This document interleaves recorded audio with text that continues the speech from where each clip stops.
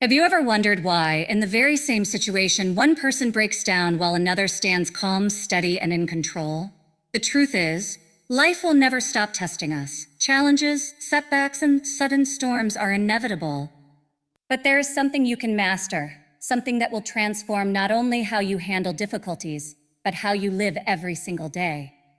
Today, I want to share with you how to train your mind to be calm in every situation, not just as an idea, but as a way of life. Because a calm mind isn't passive, it's powerful. It's the quiet strength behind wise choices, resilient leadership, and authentic confidence.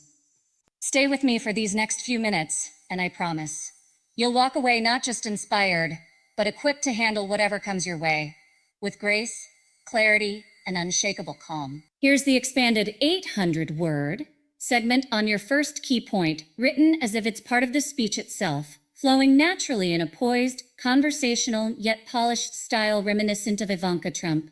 When we talk about training our minds to be calm in every situation, we have to begin with a simple but often overlooked truth. Most of us don't really understand the nature of our own minds. We live in a world that celebrates constant movement, endless tasks, countless notifications, 100 demands pulling us in different directions every single day. And so often we think that this restlessness is normal. Worse, we believe that it's necessary to stay sharp, successful, and competitive. But let's stop and consider, what if our real strength, our true clarity and power, come not from this constant noise, but from understanding what lies beneath it? Think for a moment about the last time you felt truly overwhelmed. Maybe it was at work, maybe it was at home, or even in a conversation that suddenly turned tense. In that moment, your heart raced, your mind spiraled with thoughts, and your body reacted almost automatically. This is the mind doing what it has been trained to do over years of repeated patterns. To react quickly, often emotionally, sometimes defensively. Yet the mind itself is not our enemy. In fact, it's an incredible instrument. But just like any instrument, it plays what it has been taught. If we have taught it to panic under pressure, it will. If we have taught it to overthink, it will. And if we have taught it to stay calm, it will do that too. This is why the first and perhaps most profound step to achieving calm in any situation is to understand the mind as something we can observe, shape, and gently guide, rather than something that must control us.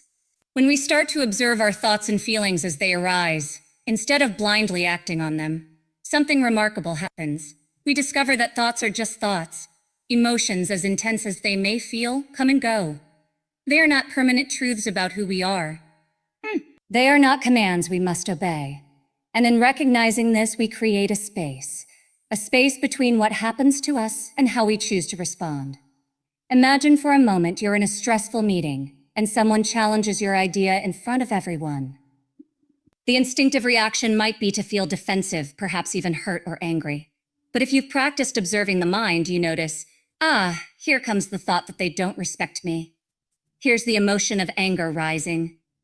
By simply noticing, you create a fraction of a second to choose. Do I react with sharp words, or do I pause, take a breath, and respond calmly, keeping the conversation constructive? That fraction of a second might seem small, but it's everything. It's in that space that we reclaim our power. And this is not about suppressing how we feel or pretending to be calm on the surface while we're boiling inside. It's about truly seeing that the mind has its own weather, thoughts and emotions moving like clouds across the sky. They can be intense, but they do pass. And just as the sky remains unchanged by the passing clouds, so too can we remain centered, even when the mind's weather is turbulent. In my own life, this understanding has been transformative. There were times when I felt immense pressure to succeed, to meet expectations, to handle criticism gracefully. Early on, I believed that staying on top meant never letting my guard down, always pushing forward, always controlling every detail. But what I found is that trying to control everything actually leads to more stress, more anxiety, and ironically, worse decisions. It wasn't until I began to step back and truly observe my mind that I realized the real power comes not from controlling every thought, but from understanding them. By seeing them clearly, I could decide which ones deserved my attention and which ones were just passing noise. And the more I practiced this, the more natural it became. This practice doesn't require hours of sitting in silence, though moments of quiet reflection help. It begins in small moments, noticing when you feel irritated in traffic, when your phone pings with yet another demand, when your plans change unexpectedly. Each time you have a choice. Let the mind's reaction sweep you away, or observe it, breathe, and respond intentionally. It's also important to remember that the mind is deeply shaped by what we feed it daily. The news we consume, the conversations we engage in, the stories we tell ourselves, all of this trains the mind in either calm or chaos. If we surround ourselves constantly with drama and negativity, our minds learn to look for threats and stay tense. If we choose to focus on what we can control, to practice gratitude and to seek balance, we train the mind to rest and calm, even when life is anything but calm. Over time, this understanding becomes more than a technique. It becomes a way of seeing the world, with compassion, clarity, and perspective. It allows us to handle challenges not by pretending they don't exist, but by facing them from a place of centered strength. And so, before we talk about techniques and daily practices, remember this. The very first step to training your mind to be calm in every situation is simply to recognize that your thoughts and emotions are not the whole of you. They are part of you, yes, but they are not your master. In seeing this clearly, you unlock a calm that is both gentle and unshakable, and that calm can change everything. Let's talk about something that seems so simple yet is often the difference between a mind that feels scattered and one that remains steady, no matter what life brings. The discipline of daily mental training. Just as we train our bodies to stay fit and strong, our minds too need daily, intentional exercise to cultivate resilience and calm. It's not about perfection, nor is it about eliminating every stressful thought. It's about building a quiet inner strength so that when the storms come, and they always do, we can stand firm instead of being swept away. I know the idea of daily mental training might sound intimidating, especially in a world that already asks so much of us. But the truth is, this training doesn't need to consume hours of your day. It starts with small, simple practices that gently but powerfully reshape how we relate to our thoughts and emotions. These moments of practice, repeated over time, become the foundation of a calmer mind. One of the most effective ways to begin is with mindfulness meditation. And let me be clear, this isn't about sitting on a mountaintop or escaping reality. It's about learning to be fully present right where you are. Even 10 minutes in the morning can make a difference. Imagine starting your day, not by scrolling through emails or social media, but by sitting quietly, focusing on your breath, and simply observing your thoughts without judgment. You might be surprised at how noisy your mind really is. And that's okay. The goal isn't to stop the thoughts. It's to notice them and let them pass like leaves floating down a stream. Over time, this simple practice trains the mind to return to the present moment more easily, even when life is anything but quiet. Breathing exercises are another powerful tool. Our breath is always with us, and it can become a source of calm strength whenever we need it. During moments of stress, we often breathe rapidly and shallowly, which only fuels anxiety. By practicing slow, deep breathing in for a count of 4, out for a count of 6, we activate the body's natural calming response. And this isn't just theory. Science shows that controlled breathing lowers stress hormones, steadies the heartbeat, and helps clear the mind. It's a reminder that calm isn't something we must wait for. It's something we can create, breath by breath. Journaling is another practice I found deeply grounding. Writing down our thoughts and feelings helps us see them more clearly rather than letting them swirl around unchecked. Some days it might be a quick note about what's on your mind.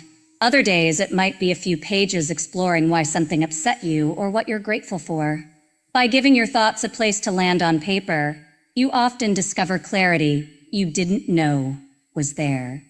Beyond these individual practices, daily mental training also means cultivating the habit of checking in with yourself throughout the day. In the middle of a busy afternoon, pause for just 30 seconds. Ask yourself, where is my mind right now? What am I feeling? This brief moment of awareness is like a reset button, allowing you to respond more thoughtfully rather than react on autopilot. It's important to approach all of this with patience and kindness toward yourself. Some days you'll feel deeply focused. Other days your mind might feel restless no matter what you do. That's part of the process. The goal isn't to judge yourself, but to keep showing up. Just like physical exercise, the benefits come from consistency over time, not from a single perfect session. What's remarkable is how these small daily practices ripple out into every area of life. When your mind is trained to pause, observe, and return to calm, you communicate differently. You listen more deeply, speak more thoughtfully, and navigate conflict with greater grace. You begin to notice moments of beauty and gratitude that you might have missed before. And in times of real crisis, when everything seems to fall apart, your mind remembers what you've practiced. Instead of being consumed by panic or anger, you find there is a steadiness within you that can hold even the most difficult emotions. This is what makes daily mental training so powerful. It builds an inner reservoir of calm that you can draw upon any time, anywhere. And it becomes not just a practice, but a way of living. Over time, you realize that calm isn't the absence of stress. It's the confidence that you can handle whatever comes your way. For me, daily mental training has become as essential as any professional meeting or personal commitment. It's the foundation upon which everything else rests. Because when the mind is steady, you see the world more clearly, make wiser choices, and show up more fully. For yourself, for your work, and for the people you care about. So I encourage you, start small, stay consistent, and trust the process. Even a few minutes each day, practiced with intention, can transform how you experience every moment of your life. And that transformation begins not tomorrow, not next week, but the very moment you choose to begin. One of the most transformative shifts we can make in our lives is learning to respond rather than react. It sounds simple, even obvious, yet in practice it can change everything, from our relationships to our sense of peace and power. Because so often we go through life in a state of automatic reaction. Something unexpected happens, and without even thinking, we respond from habit, from fear, from ego, or from past wounds. And while that might feel natural in the moment, it often leads to words we wish we hadn't said, decisions we later regret, or stress that lingers long after the moment has passed. But imagine for a moment what it would look like to live differently. To move through the day with a sense of calm awareness, where no matter what comes your way, a rude comment, a sudden crisis, a change in plans, you could pause, take a breath, and choose your response instead of letting the moment choose it for you. This is the heart of what it means to train the mind to be calm in every situation. It isn't about suppressing your feelings or pretending everything is fine when it isn't. It's about creating just enough space between what happens to you and what you do next, so you can act from your values rather than your impulses. This space is small, but it's powerful. And it's something we can all cultivate. It starts quite simply with awareness. Most of us move so quickly that we don't even notice our reactions until they've already happened. The practice is to slow down just enough to catch that first spark of emotion or thought as it arises. You might notice your heart beating faster, your breath catching, or a familiar thought racing through your mind. Instead of acting on it immediately, you pause, you take a breath, you observe. And in that pause, you give yourself the gift of choice. It might sound idealistic, but it's deeply practical. Think about the last time you received an email that upset you. Maybe your first impulse was to fire off a reply defending yourself, or to forward it to someone else just to vent. But if you had paused, even for a single minute, you might have realized you needed more context, or that the issue wasn't as urgent as it felt. You might have chosen different words, or waited until the next morning to respond with a clearer mind. That small choice can save hours of stress and misunderstanding later. And this doesn't only apply to emails or words, it applies to how we handle unexpected changes and challenges. Life will never stop throwing curveballs, and sometimes those moments bring disappointment, frustration, but by training ourselves to respond rather than react, we keep the power in our own hands. We stop letting circumstances dictate our inner state. Over time, this practice transforms the way we see challenges altogether. Instead of seeing them purely as threats or annoyances, we start to see them as invitations to grow. Each difficult conversation becomes an opportunity to practice patience and clarity. Each unexpected obstacle becomes a moment to practice resilience and adaptability. And each emotional trigger becomes a chance to understand ourselves more deeply. What's important to remember is that this isn't about perfection. We will all have moments when we react instead of respond. But each time we notice it, reflect on it, and commit to trying again next time, we strengthen our capacity for calm. It's like building a muscle. It takes repetition, effort, and forgiveness when we fall short. One practical way to support this is to build daily habits that remind us to pause. For some, it might be a phrase silently repeated in moments of stress, something as simple as a wait or a breathe. For others, it might be checking in with the body, noticing tension in the shoulders or jaw and consciously releasing it. Even setting gentle reminders on your phone to take 3 deep breaths during the day can help shift the rhythm from constant reaction to thoughtful response. It's also helpful to reflect regularly on your values and long-term goals. When you know what truly matters to you, kindness, integrity, peace of mind, it becomes easier to choose responses aligned with those values, even when emotions run high.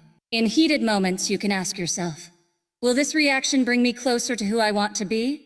Often, that single question is enough to change what you do next. The beauty of learning to respond, rather than react, is that it doesn't just benefit us. It changes how we relate to everyone around us. In moments of conflict, a calm response can de-escalate tension and invite dialogue instead of defensiveness. At home, it creates an environment where others feel heard and respected. And in professional life, it shows true leadership, the ability to stay composed, thoughtful, and solution-focused under pressure. Ultimately, responding rather than reacting isn't about becoming detached or emotionless. It's about becoming deeply engaged with life, but from a place of choice rather than compulsion. It's about reclaiming our power over others, but power over ourselves, our words, our actions, and our presence. This is how we begin to move through life with grace and confidence. And this is how, even in the most challenging moments, we keep our minds calm, our hearts open, and our decisions clear.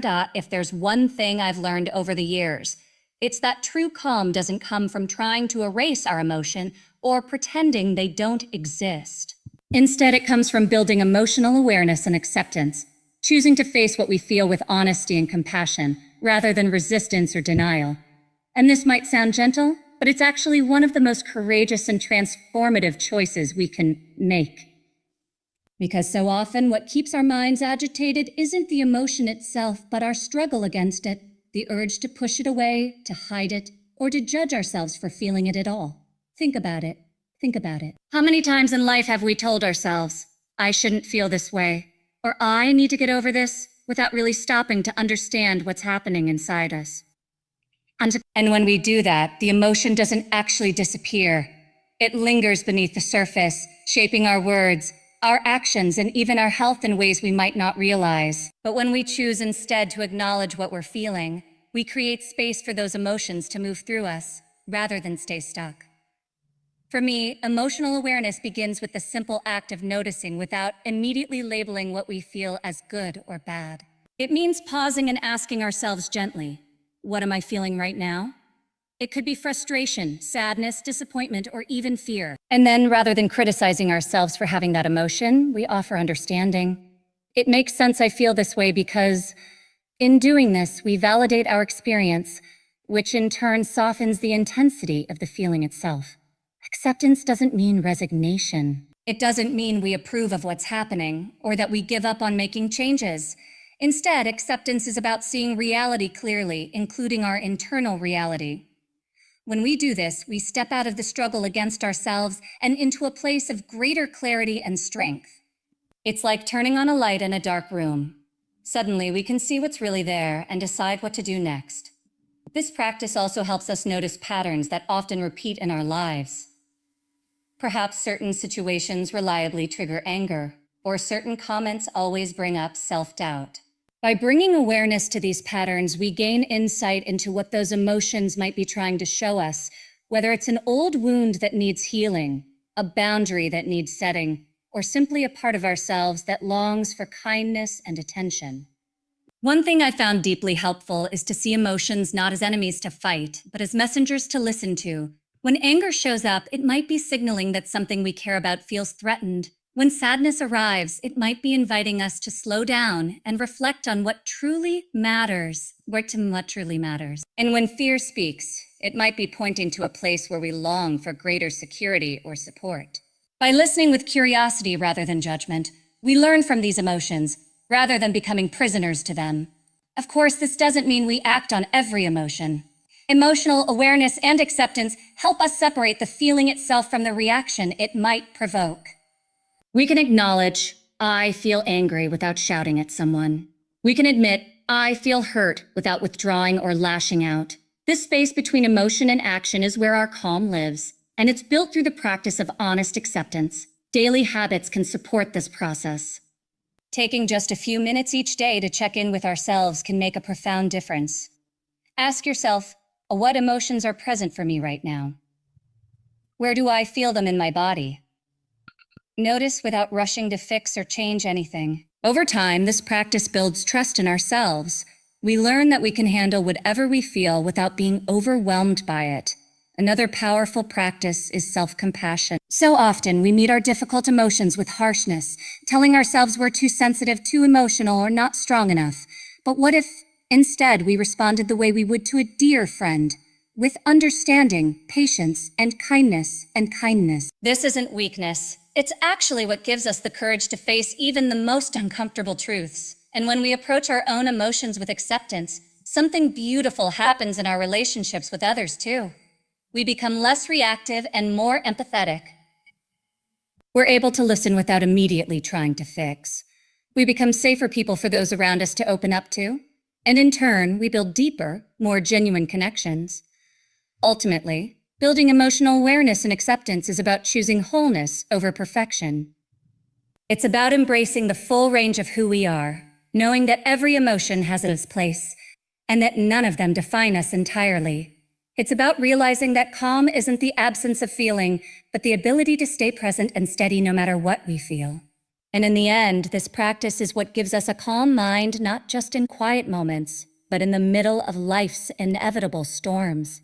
It teaches us that while we can't always choose what we feel, we can always choose how we meet those feelings. And that choice, over time, changes everything.